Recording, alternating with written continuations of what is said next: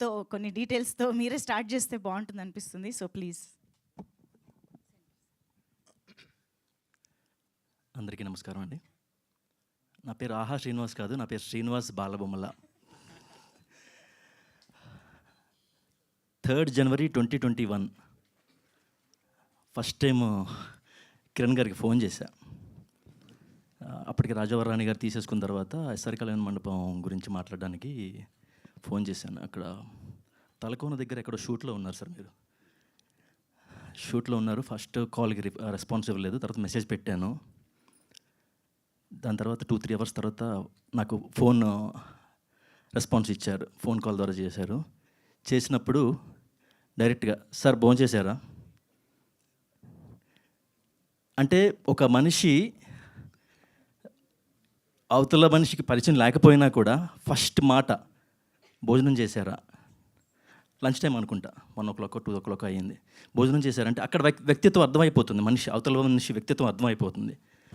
ఆ travel SR కళ్యాణ మండపంతో start అయ్యి తర్వాత సెబాస్టియన్, తర్వాత సమ్మతమే, తర్వాత రూల్స్ రంజన్, నేను మీకు బాగా కావాల్సిన వాడిని, కే ర్యాంప్, అలా కంటిన్యూ అవుతూనే ఉంది, ఇంకా అవుతుంది కూడా. మోరోవర్ ఎప్పుడన్నా మనం షూట్స్ వెళ్ళినప్పుడు కానీ ఇంటికి వెళ్ళినప్పుడు కానీ మల్టిపుల్ బౌల్స్ వచ్చేస్తాయి. డ్రై ఫ్రూట్స్ అవ్వచ్చు, బిస్కెట్స్ అవ్వచ్చు, చాక్లెట్స్ అవ్వచ్చు, నట్స్ అవ్వచ్చు, తినిపిస్తూనే ఉంటారు. సార్ వద్దు సార్, ఆల్రెడీ నేను ఇప్పుడు 70 దాటేసాను, 70 kgs అనేది లిమిట్ పెట్టుకున్నాను అంటే, లేదు మీరు తినాల్సిందే.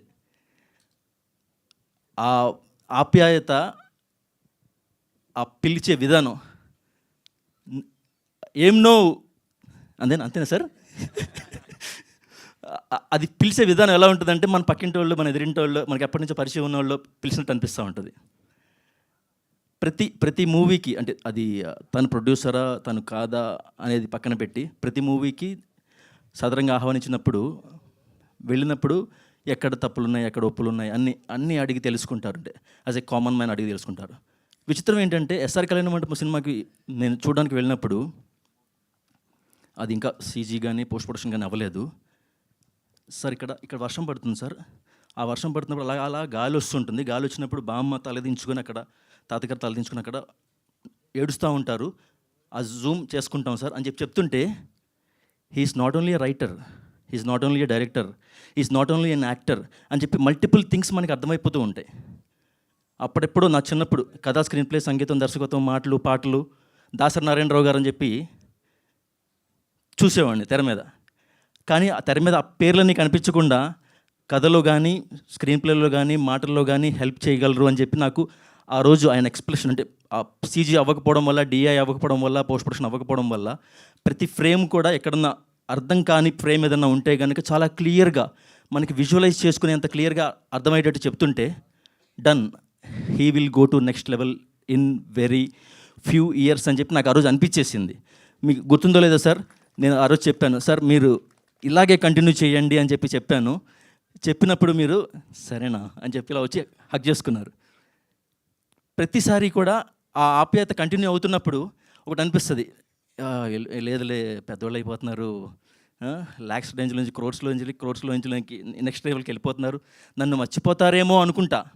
టింగ్ హ్యాపీ న్యూ ఇయర్, టింగ్ మహాశివరాత్రి, టింగ్ బక్రీద్, ఇలా అలా వస్తూనే ఉంటాయి. సో మనిషిని మర్చిపోరు.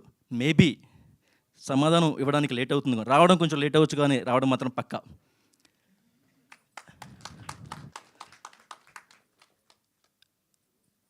తన దగ్గర నుంచి ఇంకొకటి నేర్చుకోవాల్సింది ఏంటంటే, నేను చిన్నప్పుడు స్కూల్కి వెళ్ళేటప్పుడు English non detail, Telugu non details అని చెప్పి టెక్స్ట్ బుక్స్ ఉండేవి.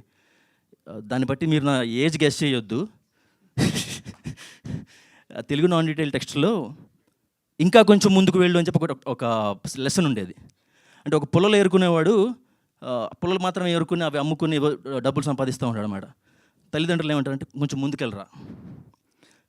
పుల్లల స్టేజ్ నుంచి కర్రల స్టేజ్కి వెళ్తాడు, కర్రల స్టేజ్ నుంచి వుడెన్ స్టేజ్కి వెళ్తాడు, ఆ వుడ్ లాగ్స్ స్టేజ్ దగ్గర నుంచి ఇంకా కొంచెం ముందుకు వెళ్ళడానికి ప్రోత్సహిస్తారన్నమాట. అక్కడి నుంచి శాండిల్ దగ్గరికి వెళ్తాడు, అదే ఎర్రచందనం వాటెవర్, అక్కడి నుంచి నెక్స్ట్ లెవెల్. సో తిను బెంగళూరులో ఎక్కడో హ్యాపీగా జాబ్ చేసుకునే స్టేజ్ నుంచి యూట్యూబ్కి ఎదిగి, యూట్యూబ్ స్టేజ్ నుంచి రాజావరు రాణి గారు ద్వారా ఒక రైటర్ కమ్ యాక్టర్కి ఎదిగి ఆ యాక్టర్ దగ్గర ఆగిపోకుండా ఇప్పుడు ప్రొడ్యూసర్గా కూడా వచ్చేసి సో ఇంకా కొంచెం ముందుకు వెళ్ళు, ఆగిపోకండ్రా, మీ కంఫర్ట్ జోన్లో ఆగిపోకండ్రా, మీ కంఫర్ట్ జోన్లో ఆగిపోతే కనుక మీరు అక్కడే ఉంటారు, ఇంకా కొంచెం ముందుకు వెళ్ళండి అని చెప్పి యూత్కి ఇండైరెక్ట్గా మెసేజ్ ఇస్తున్నారు. అదొకటే కాదు,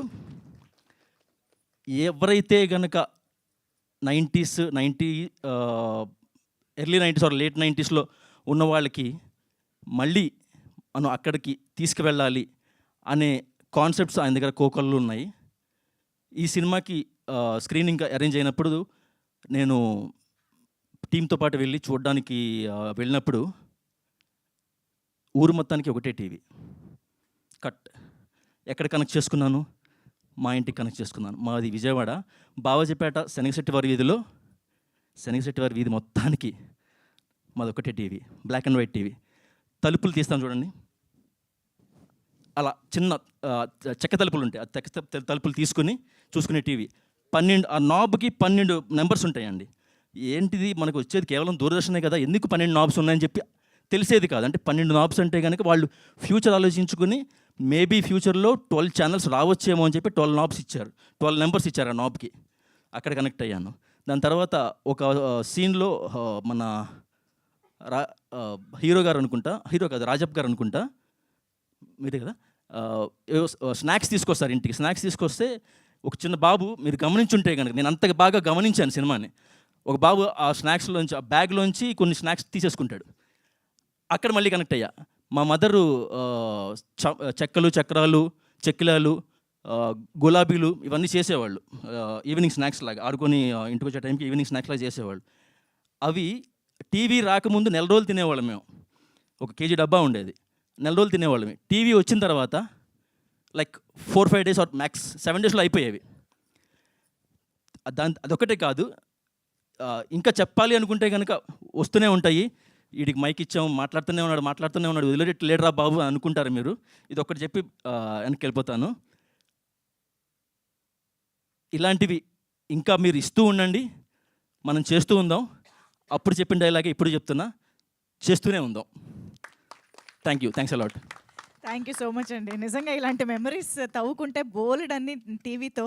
థ్యాంక్ యూ సో మచ్ అండి. ఎస్, మరిక ఇప్పుడు ఈ టీవీ ప్రసారంలో భాగంగా ఇప్పుడు వేదికపైకి సత్యనారాయణ